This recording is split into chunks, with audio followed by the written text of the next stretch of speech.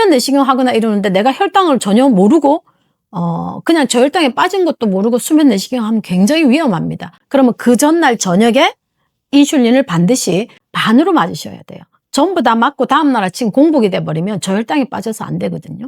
약 중에서도 저혈당을 유발하는 당뇨병 약인지 아니면 저혈당이 오지 않는 당뇨병 약인지를 꼭 체크를 하셔서 너무 인위적으로 식사를 안 하셔서 떨어져서 문제가 생기는 거는 고혈당보다 그럴 때는 그냥 혈당이 조금 올라가는 게 훨씬 더 낫고. 안녕하세요. 재민통합내과 정형외과의 내과 원장 조문숙입니다. 이번 시간에는 검사를 앞둔 당뇨병 환자들이 지켜야 될 수칙이 어떤 건지에 대해서 말씀을 드리고자 합니다. 우선은 첫 번째는 내 당화혈 색소를 파악을 해라. 왜냐하면 내 당화혈 색소가 9% 10%는 사실 크게 걱정을 안 해도 된다고 하지만 9% 10%이면 인슐린을 쓸 수가 있는 환자가 있습니다. 그래서 첫 번째는 이제 인슐린 쓰는 환자에 대한 것을 먼저 말씀드리겠습니다. 인슐린은 혈당의 변동폭도 굉장히 크고요. 인슐린을 맞고 또는 안 맞았을 때 혈당이 올라가고 내려가는 변동폭도 크고, 아침에 맞아야 되는데 안 맞았을 때가 있고, 인슐린이 하루에 한 번 맞는 분도 계시고 하루에 2번, 심지어 어떤 분들은 하루에 3번 이렇게 맞는 분도 계시거든요. 그런 분들은 자, 기본적으로 원칙은 날마다 혈당을 조금 재보세요. 당뇨병 환자는. 그래야 내가 대충의 공복 혈당을 좀 가늠을 하죠. 자, 내일이 초음파를 하는 날이에요. 그러면은 초음파는 사실 그냥 공복에만 가시면 되죠. 그러면 그 전날 저녁에 인슐린을 반드시 반으로 맞으셔야 돼요.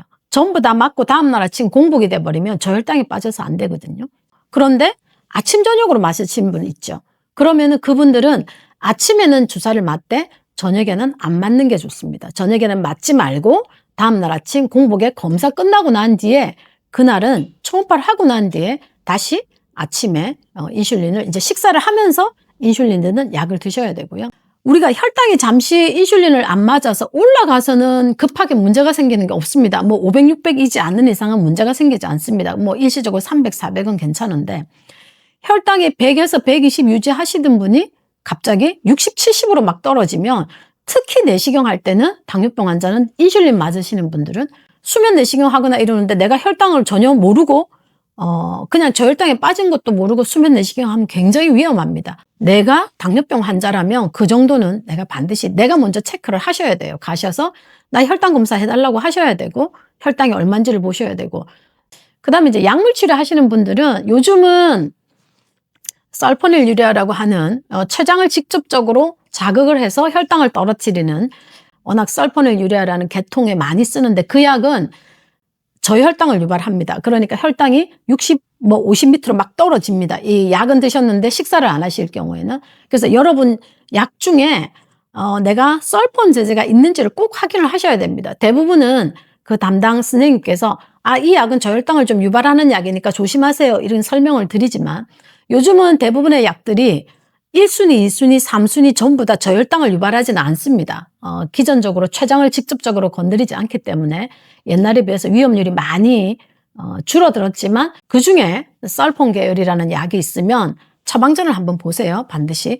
그 약을 드시는 분들은 그 약은 반드시 그 전날부터 조금 빼셔야 돼요. 그래서 그 약의 효과가 24시간 가거든요. 저녁에 그 약을 먹었으면 다음날 아침에 반드시 식사가 들어가야 되는데 식사가 안 들어가니까 저혈당에 빠질 수밖에 없죠.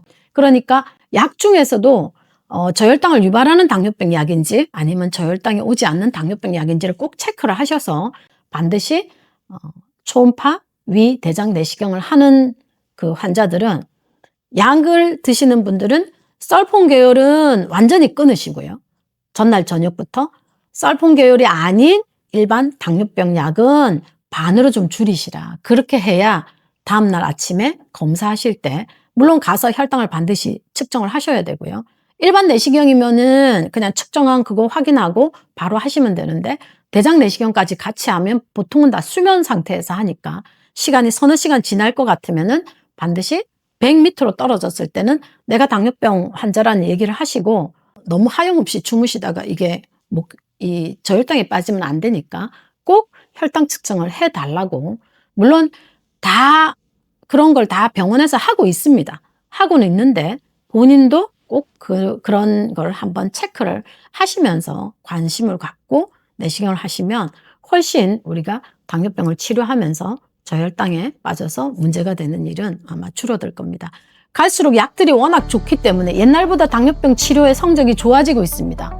많은 환자분들이 여러 가지 당뇨병 약을 쓰면서 당화혈색소를 제 환자만 해도 평균 거의 7%에서 왔다 갔다 하는 분들이 많거든요.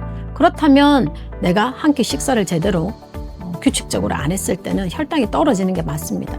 그러니까 그런 분들이 오히려 검사를 하실 때는 훨씬 더 좀 조심해야 된다. 그냥 저혈당만 조심하시면 돼요. 하루 이틀 약 안 드신다고 혈당이 막 갑자기 500, 600 뛰지는 않습니다. 오히려 고혈당보다 그럴 때는 그냥 혈당이 조금 올라가는 게 훨씬 더 낫고, 너무 인위적으로 식사를 안 하셔서 떨어져서 문제가 생기는 거는 여러 가지, 특히 고령일수록 넘어진다든지 어지러워서 일어나지 못하고 주저앉는다든지 이러면서 2차적인 다른 사고가 생길 수 있으니까 검진을 반드시 하셔야 되지만, 검진하기 전에 당뇨병 환자는 꼭 혈당에 대해서 한 번쯤은 체크를 하시고 의료진에게 꼭 말씀을 드리고 끝까지 나올 때까지 혈당 체크를 하시고 검사를 다 하시면 좋겠습니다.